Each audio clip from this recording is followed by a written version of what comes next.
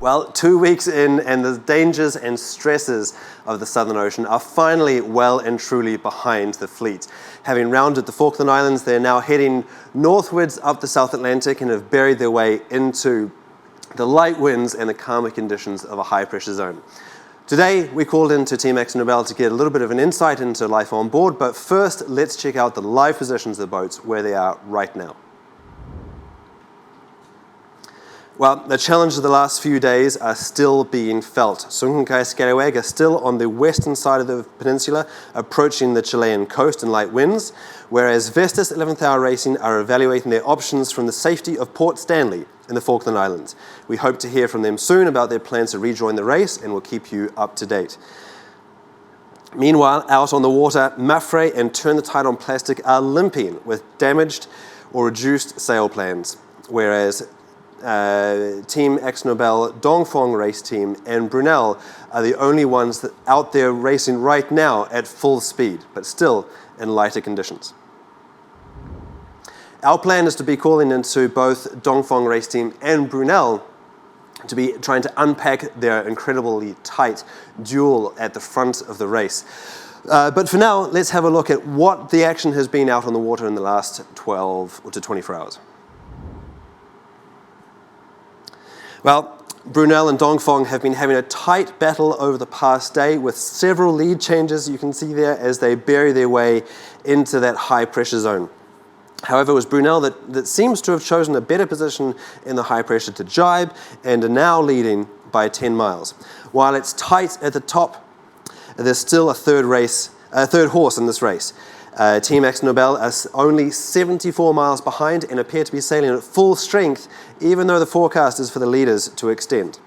Earlier, I spoke with Brad Ferrand and asked him how life is getting on board in the lighter conditions and how much of a welcome change that is from the rough and tumble of the last couple of days.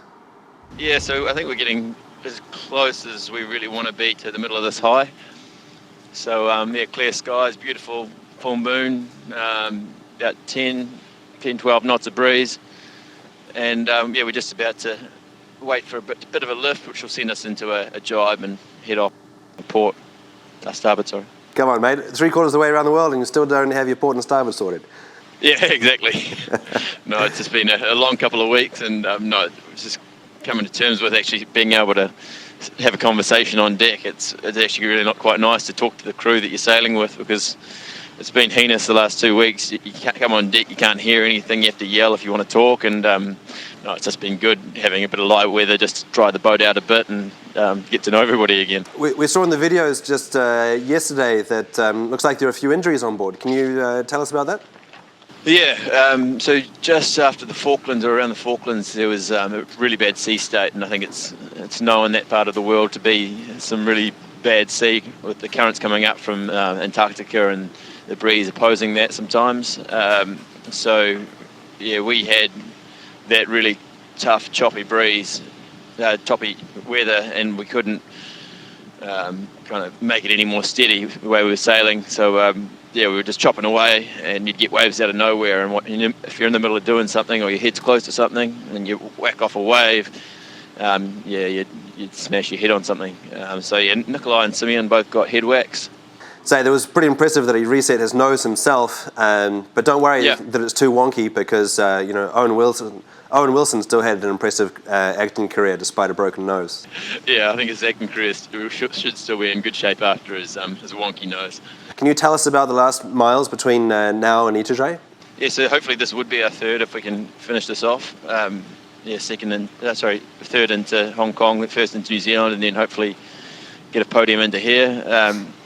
We're just, at the moment, it's looking like we're going to lift up a little bit here, jibe off, and then we'll be pointing straight at them.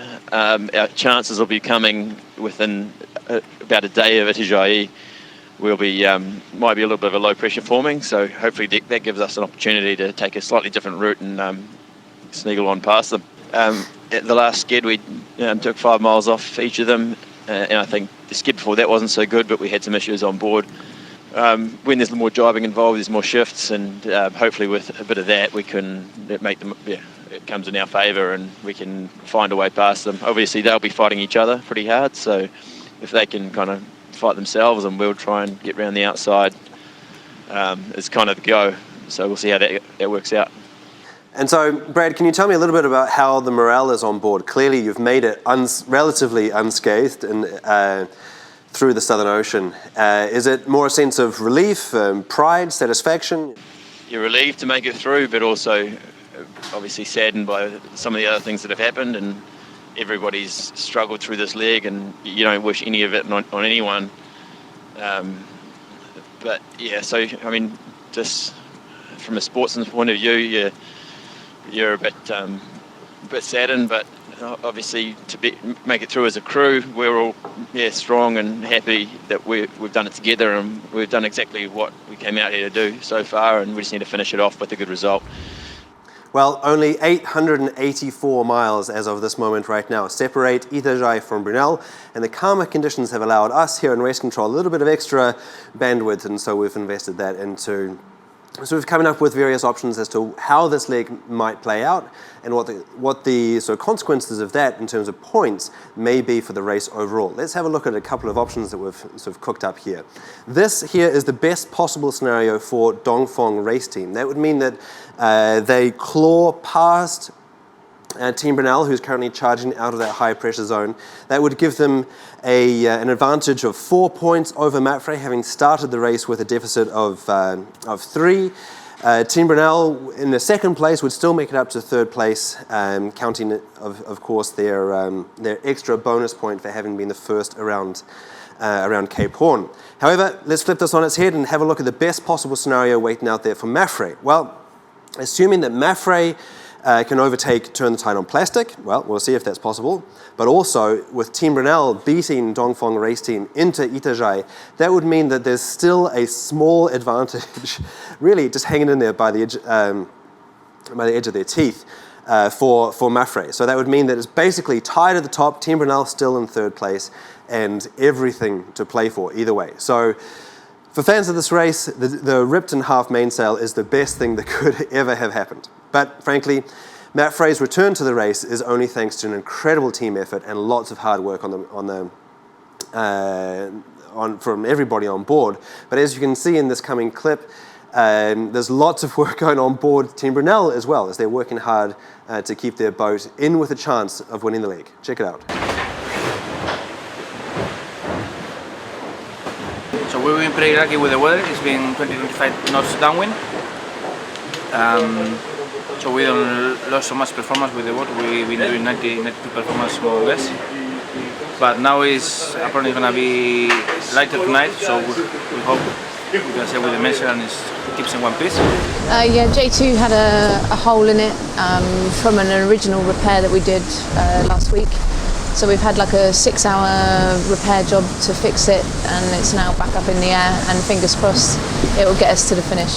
Ideally we would have had it up the whole time, but I think the losses will be negligible. I think everybody is really willing the finish to be here, especially hearing how much damage some of the other boats have sustained. You just hope that nothing's going to go wrong. You know, we've had a slight issue with our rudder, which we fixed, but it's still a long way to go. But fingers crossed we get there. I think it would be amazing to win this leg, especially we haven't had a sterling performance so far in the race, so to win would be exceptional, and I think we've sailed this leg particularly well. Equally, just we've had a really hard leg from weather conditions, so just praying that nothing goes wrong with the boat between now and the finish. You're going to put green marks on the left like this? We have finished to hoist the mainsail and it looks quite good. The guys did a great job fixing the main and looking good. The track is also good. Looks like the glue is going off and it's working perfectly. It's just going through just on the limit, but it's looking good. Now we have to be conservative at the beginning, see how it's working with the loads on the mainsail. Looking good. Hopefully we can finish with the mainsail in one piece. It's been very, very, very on the limit because we don't have much crew, but hopefully it works. Now, people often ask me what I fear most when I'm sailing offshore.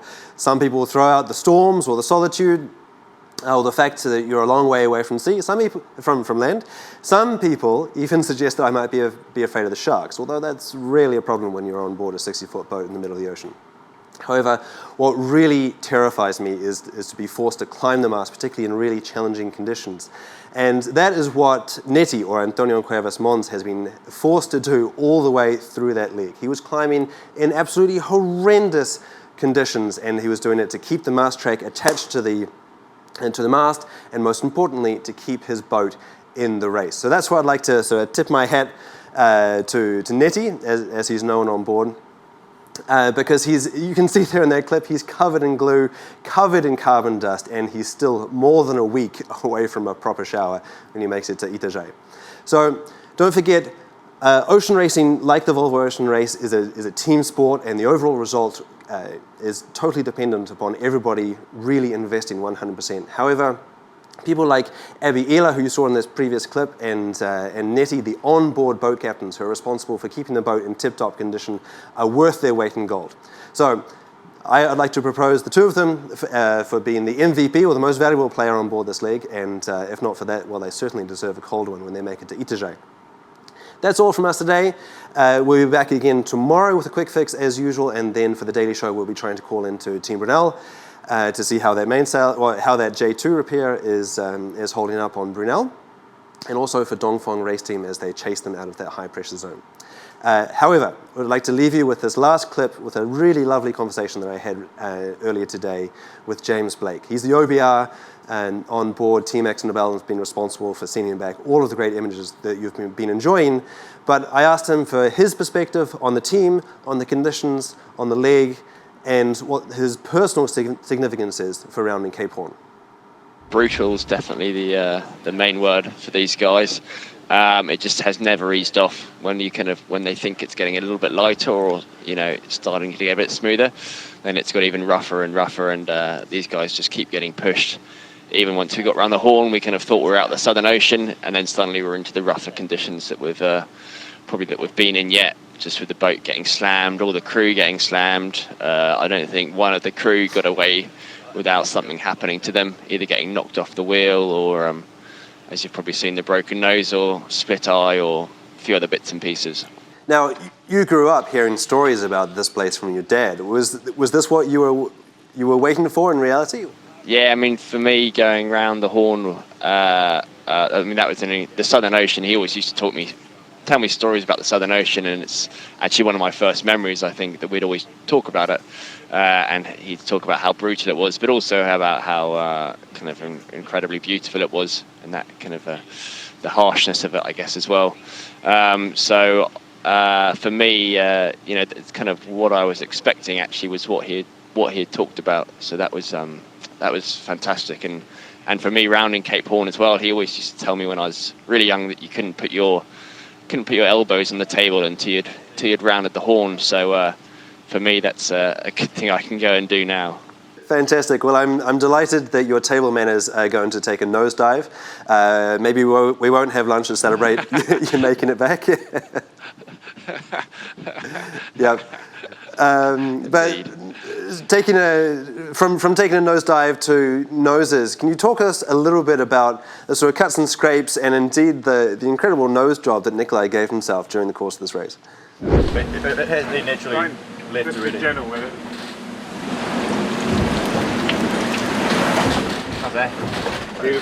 He took a head into a hatch, basically, as he was walking through. A big wave came through, he knocked his nose out, came down below, and we started filming. And as you can probably see from the video, he did his own surgery and put his nose back in place.